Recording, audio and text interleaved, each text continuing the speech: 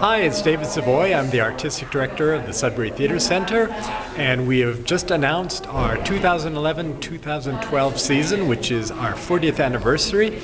We're starting the season with the 39 Steps, based on Alfred Hitchcock's classic thriller movie.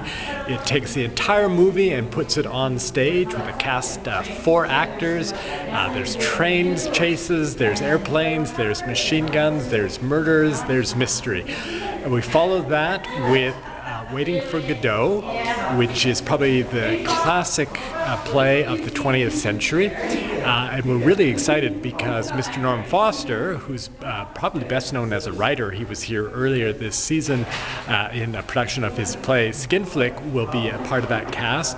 It's a wonderful play. It has delighted, intrigued, challenged, and entertained people since it first premiered in 1952. It's really one of the classics of 20th century drama.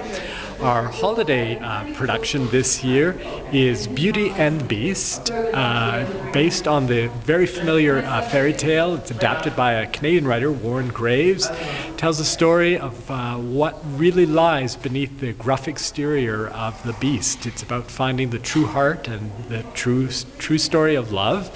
After the holiday season, we've got a return visit from Walt Wingfield.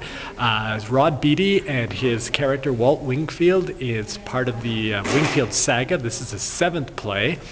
And he plays, I think, 20 some odd characters. It's a story about a stockbroker who's decided to become a farmer. And over the last 7 installments of his story, it's really just about him and all the people that he's met. This time a drought has hit his part of the country where his farm is, and it's really about just trying to see whether they can keep going as farmers with no water. After that, we've got a great comedy, a great dark comedy called Lawrence and Holloman by Morris Panich, who wrote this year's great classic, hilarious comedy called Vigil. But next year, Lawrence and Holloman is a play about friendship, and it really shows what can happen when things take place that can test the bonds of friendship. So to see how much one person is willing to go through and still stay friends. Then we are going to be ending the season with a musical, The Drowsy Chaperone, which started off as a wedding present. Some friends wrote a short musical to celebrate the upcoming wedding of their friends Bob Martin and Janet Van de Graaff. The play grew from those humble beginnings into a hit of the Fringe Festival in Toronto, and then had a run in Toronto, and then it went to New York. It won 5 Tony Awards. It's really a wonderful celebration of the idea of a musical.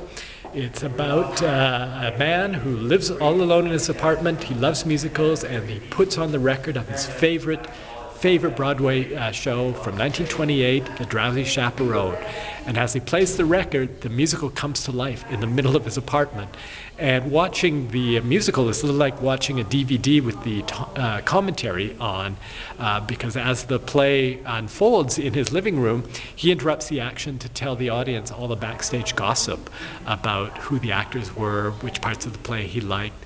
It's just really a wonderful way to celebrate the end of our 40th anniversary season.